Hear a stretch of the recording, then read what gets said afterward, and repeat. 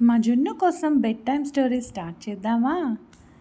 ఒక అడవిలో ఒక పెద్ద పాము ఉండేది. అది రోజు ఆహారం కోసం అడవంతా తిరుగుతూ ఉండేది. అప్పుడు ఒకరోజు అది ఒక చిన్న ఫ్యాక్టరీ కనిపిస్తే అందులోకి వెళ్ళింది. అక్కడ ఆ పాము వడ్రంగి పనిముట్లలో ఉన్న ఒక రంపంని చూసింది. ఎందుకంటే అది చాలా మెరుస్తూ ఉంది. అప్పుడు వెంటనే పాము ఆ రంపాన్ని అటాక్ చేసింది తన నోటితో. రంపం వల్ల నొప్పి, బాధ పడుతున్న పాము ఇంకా కోపం బలంతో ఈసారి ఎక్కువ గట్టిగా అటాక్ చేయగా తనకి తానే హాని చేసుకుంటుందని తెలియక ఆ పాము అక్కడికక్కడే చనిపోయింది. ఈ స్టోరీలో తెలుసుకోవాల్సింది ఏంటి జున్ను?